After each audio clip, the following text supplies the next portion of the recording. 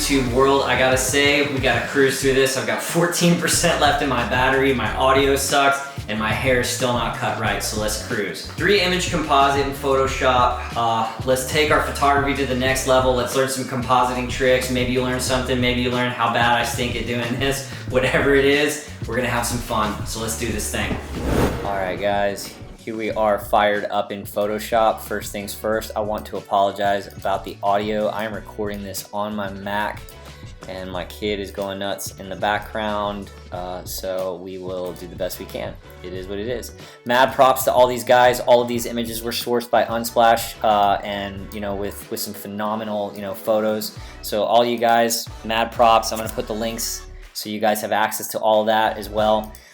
So yeah, go grab these images and let's get started. So first things first, fire up Photoshop, drop the background image in.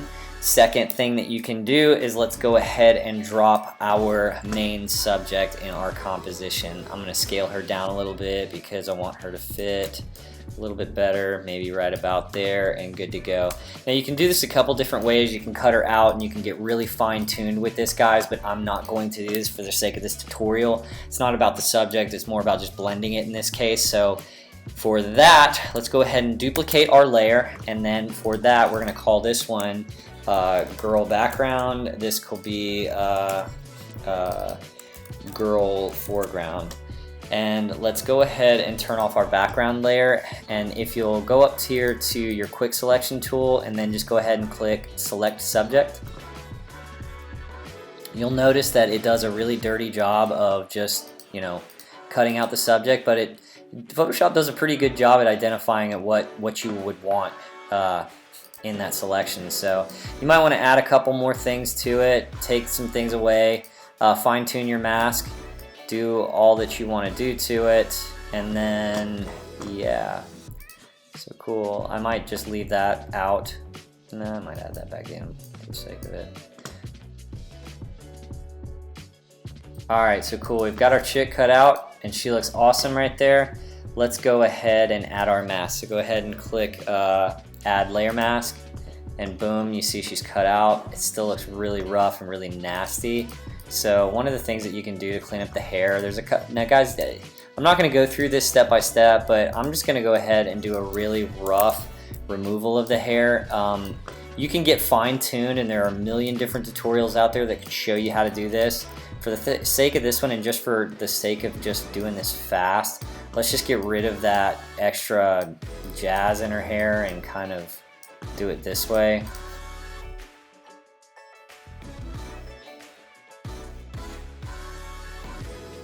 So you could spend a little bit more time on that. Go for it. I'm going to bring back my girl background, and the one thing I'm going to do is add a layer mask to that layer and then zoom out just a bit more, maybe like 60, and then we're going to start up here and then select a large brush. Just bring your brush back, select an opacity of something like 70 just so we can get rid of it quicker, and we are going to slowly just kind of isolate only the content around our subject that we want to keep in, right? So we want to make sure that the mountains are visible, right? Can't have any background on that.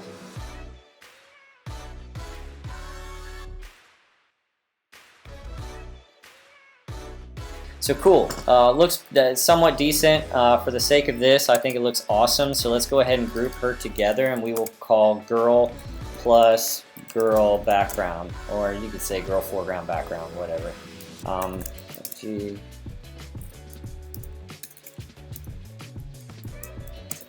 Do not spend that much time on your layers, that's ridiculous. Okay. Alright, so cool, we got our girl here. First things first, I always like to go ahead and do a selective layer to make sure that my blues match those greens, and one of the things that you'll notice is when I pull my cyan out, my blues disappear. If I highlight those, you're really bringing those colors back in for that individual color. So cyan, green, red, yellow, whatever that is, you can target those specific, cyan, magenta, yellow, and blacks inside to bring in more highlight, like higher, more of like a highlight, or kind of darken the black in the channel. So anyways, yeah, something just to think about when you're doing this. Go ahead and clip it to the layer so it's only affecting the layer. And one of the things that I wanted to do is just go ahead and match a little bit more of that greenish tone that you kind of see off right here. And again, this is just by eye. You can do this 50 different ways. So good times. All right, so let's keep this train rolling. So the one thing I like to do, I think we were picking up right here where we were like targeting our blues and cyans.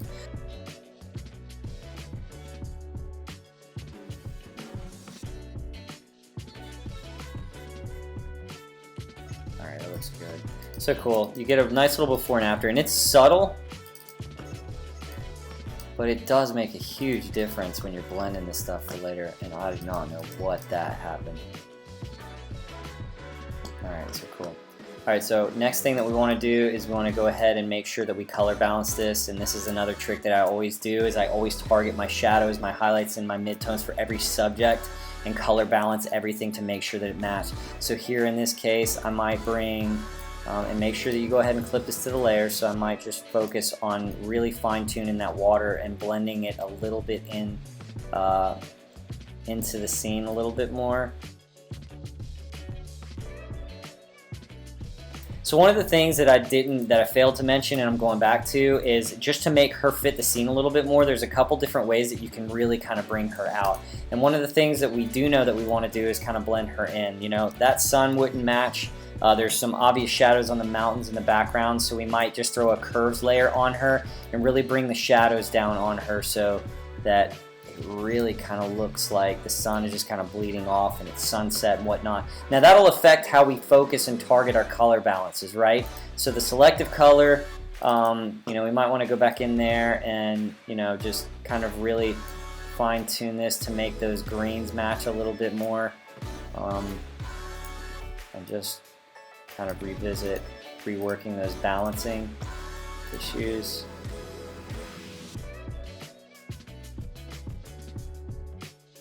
And again, it's not perfect, and one of the things that you're going to want to do is go back into your background layer and just really kind of try to fine-tune and blend some of that in just a little bit more to where it just really makes sense. And it's subtle, you're just going to have to spend some time doing it, but for the sake of this tutorial we're not, so let's just keep this moving. One of the things that you can do now is go back to the girl layer, go to the very top, so we're just focusing in on her. Go ahead and create a clipping mask with a new layer. We'll call this Girl Shadows, and let's go ahead and set this to black, and let us go ahead and paint in some shadows. I like to go ahead and set this to 60 so I know where I'm at, and then we can go back and fix that in a little bit. Alright, set the opacity back down to like 20, and now I can really fine tune. Might select another layer and call this Shadows 2. Guys, compositing is all about just building off what you have, building off what you think looks best, and then, you know, slowly, you know, making it a little bit more dramatic. So I'm really just targeting those shadows inside what she already has, and I'm just highlighting those, and I just want to bring those and just really accent those shadows a little bit more. That's me. Everybody's a little bit different, and you know, you can dramatize that as much as you want, and cool, that looks really good to me. Now one of the things that I am going to do is I'm going to go ahead and create on the very top of all of this, I'm going to go ahead and create a brightness and contrast layer, and I'm going to go ahead and brighten her up and then add some additional contrast to it.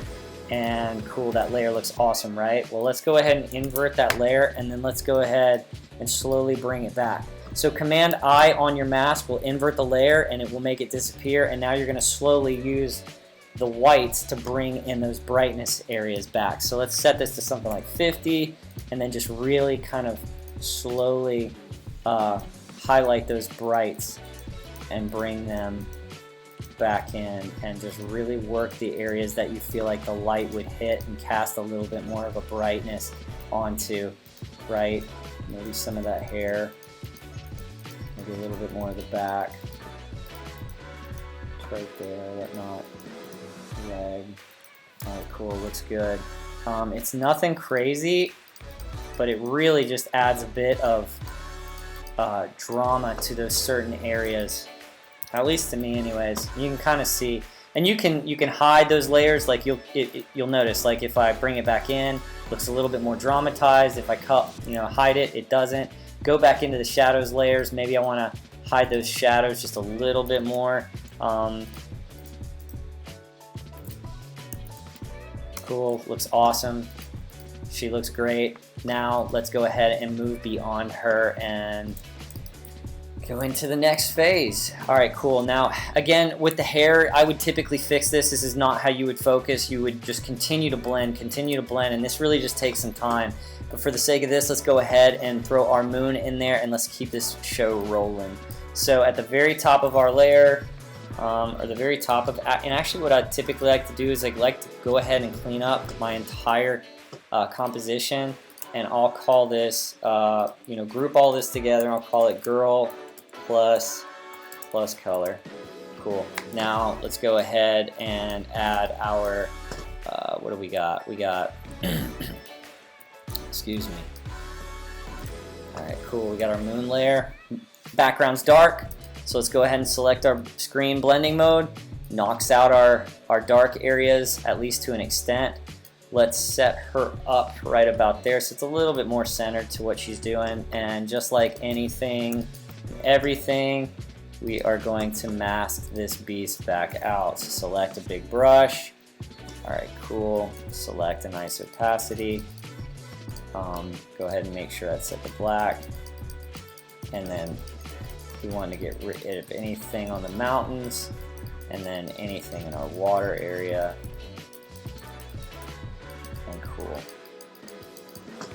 Just a rough, really rough version of what I did last time. So cool technique that I like to do is I always like to duplicate those layers. So Command J, duplicate, so you have two screen versions. You can see that really pops the highlights when you do that. Another trick is to select screen, then another version of lighten. But in this case, you're not going to see much of a difference.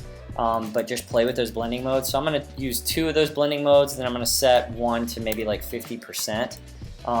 So cool. Now I'm going to go ahead and I'm going to go underneath that moon layer. I'm going to go ahead and group those together. We're going to call that moon. In between the girl and the color and the moon layer, let's go ahead and create a layer called glow. In this, we're going to create an ellipse, and we're going to make that ellipse right here. You'll see the color needs to be changed to something, a little bit more vibrant. All right, cool, we got that. Now let's filter that sucker. Select filter, blur, Gaussian blur, and then convert it to a smart object. Cool, looks good at 38. And then I might go in here and again, select my mask to my glow, come in here, and then subtly just paint away a couple of different areas that I really don't want that glow coming through, right? Where I think that maybe the clouds kind of stop or whatnot, and then maybe bring that glow back down to like 80. Now I can even duplicate this, excuse me, Command J, Command T, and duplicate that glow, and then bring it up a little bit more if I want to pop that moon out a little bit more. And with that secondary copy, maybe I bring it down to something like 40. So I'm subtly just really building some accents into there. So there's some additional glow, right? And then maybe overall, with the overall glow, I bring it down to something like 80, so it really sits in there nice and clean, right? So and then there's a little bit of a bleed off the glow, so maybe I want to bring that down. So I create my mask, come back in here, and I slowly paint, maybe even an opacity of like 10. Slowly paint that away to where it kind of blends in better, and it kind of highlights and makes it look like that moon is actually, it doesn't have a full circle glow right there or whatnot. So anyways, yeah, just keep playing with that. Looks good. So we got our moon, our glow. We can go ahead and throw those into moon and glow, or whatever you want to call it. And cool, everything's looking really good so far. Now if I scroll back out, you might scroll back out and see that this really doesn't look and sit well yet, and you might want to go in there and fix the colors on it. That's completely cool. And then you might want to mask and feather this stuff in a little bit better to where it kind of really feels. It's the same technique that you use in After Effects, so just kind of go to town. Yeah, sounds good. All right, awesome. Let's go ahead and knock those birds out, and then a little bit of cloud, and then let's go ahead and color grade this beast, and then we should be good to go. So quick technique here. Blending options is trick number one, especially with the black background, black and white. You can go ahead and bring that, you can work, it works a lot like levels. The blend if section, and then hold your alt key, and then really kind of feather that all in together to where it really kind of, you know, brings everything in. So that's technique number one. Technique number two is you can literally, with just the two colors, Photoshop will do a good job with your quick selection magic wand. And if I literally invert, select and deselect, whoops, select invert, I can mask that layer, and boom, looks really good, right? So another trick number two. And then finally, trick number three, which I typically do with some of my hair layers and really getting fine-tuned. Now this is a little bit more, I'm not going to go into it in deep detail, but this is a cool technique with highlighting channels, is go into your channels layer on that layer, and in any picture or composite you do, you're going to want to sort through the red, green, and blue channel to figure out which channel has the most contrast. And in this case, it doesn't look like there's much of a differential, but I'm going to highlight the red, select option, and then drag that layer into a new layer. It will create a red copy, hit OK, and then what you can do is select image, go to adjustments, levels, and what you're going to do is you're going to apply levels specifically to that copy channel, and we are going to really dramatize the whites and the blacks, the highlights and the shadows, right? And what we're going to do is we're going to command invert. We're going to invert that layer because the highlights are what you select, right? So hit command, click, all of your whites are selected. Now if I select my RGB and then go back to my layers and I create my mask, boom, it's knocked out. Now this is a great technique with like doing hair or any intricate trees in the background and whatnot. You'll notice you have a little bit of work to do with blending that stuff, but for the vast majority of it, it does a great job at really highlighting those areas. Now you can get really detailed with it, you just got to really spend some time on it, and the contrast has to be really, really solid. So it's a great tool for also working with dodge and burn. But anyways, deleting that sucker, going with my original one, and I am going to just throw, let's throw it off to the side, maybe something like that, give it that cinematic coming across the camera feel. One of the things I like to do is go ahead and select my layer, and with some really cool cloud brushes, which you can get on NEMANJA SEKULIC site for like nothing, which I'll post the link down below. Go ahead and slowly start painting this guy away. Some of this and just kind of blending it into the scene. Now why I'm doing it away from the mountain and whatnot is because typically I like to put some clouds over there. So you'll see I'll go right in between my girl layer, that foreground and background layer, and I will go ahead and put in a layer called like clouds. And here we go. We are going to just paint some clouds in.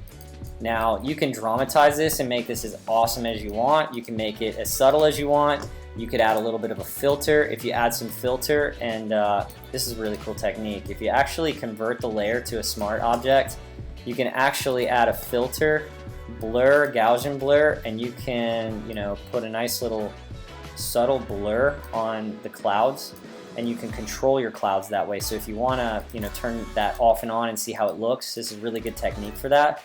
And then one of the things that you can also do is go ahead and set the opacity down to like, you know, something like a 30% or whatnot to keep it really subtle. Go ahead and add a mask on it, and then slowly start painting away those areas that you think that don't need, you know, some of those clouds coming through or whatnot. So you might even create a secondary, you know, clouds layer and add a little bit more of some runoff in the mountain area, something like that to really, you know, hide some of those birds. And again, this is all about what you guys think looks best, so you just blend and do what you think looks awesome. Something like that I'm gonna run with for now. I would definitely spend some time fine-tuning it and making it look extremely realistic. But one of the things that you could also do is just to hide some of that on our female at the very top is add a little bit of cloud or mist kind of coming off of her in the background here. And what you could do is really set the opacity down to something like 40. And to where you can really barely see it, but it just kind of gives it that accent to where it kind of really hides some of that imperfection on her hair. It's not, a cure-all, but, it's a really good blending technique. So anyways, I'll leave it like that, and then we will go ahead and I will say for the sake of this, guys, I would probably blend some of the birds a little bit better and do a little bit better with that and whatnot.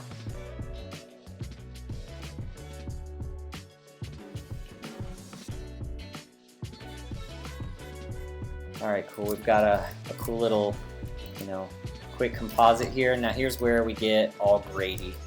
So we've got our scene right here. Let's go ahead and place everything inside the folder called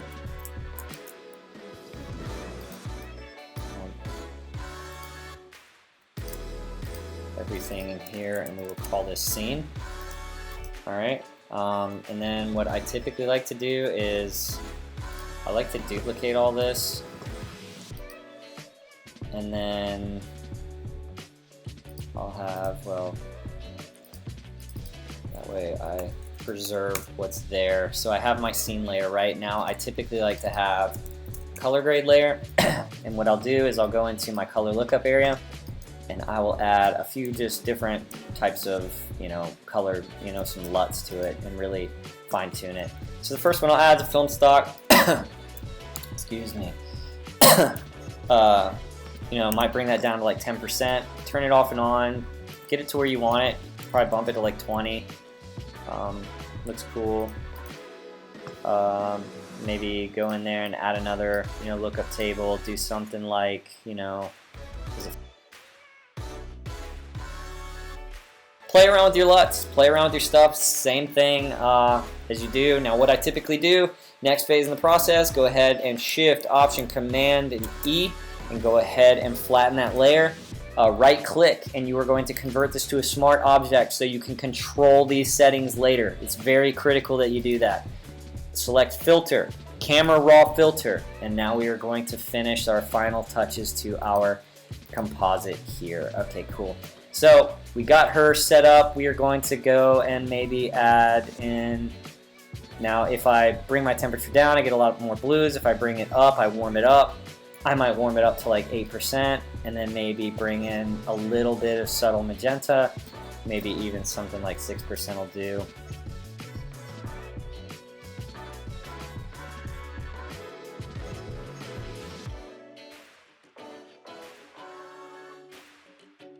So this is, I start with my hue, and I see where I want to dramatize my reds. You'll notice up in here, if I really bring those reds down to more of the magenta tone, or I really push them and bump them into more of that warmer area, you just mess with it and you get to what you want. I usually focus one color at a time, so I know what I want to dramatize. So these reds I might pump up a little bit, and then the luminance I might just highlight just a little bit more.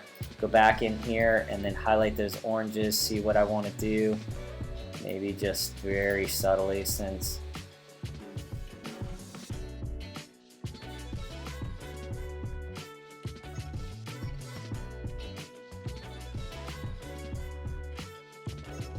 for the sake of leaving it as is, I'll go ahead and click OK, and you'll notice here is our before with our, or here's our before, here's our color grade, and here is our final product. So cool. Game, set, match. All right, so that is it. Actually, if you'll tag me in this, you post it or whatever, anywhere, let me know. I'd love to share it on my stories. That'd be awesome. I want to give 3 shout outs. Number 1, if you guys aren't following Alan's YouTube channel, go check that out below. Homie is just an insane VFX and video dude, and his videos are actually of substance and content. Go check that out now. Number 2, Connor Miller, dude, this guy turns out to be like this Instagram like wizard. So anyways, go check him out. I'm gonna list his Instagram below. And then last but not least, Jamie Perkins, I wanna give a huge shout out to. I'm doing some collaboration work with him right now. If you haven't checked out his vlog, go check it out. I don't even know how to explain it. You gotta go check it out. It's just amazing. Anyways, that being said, you guys keep creating, keep grinding, and I'll see you in the next one.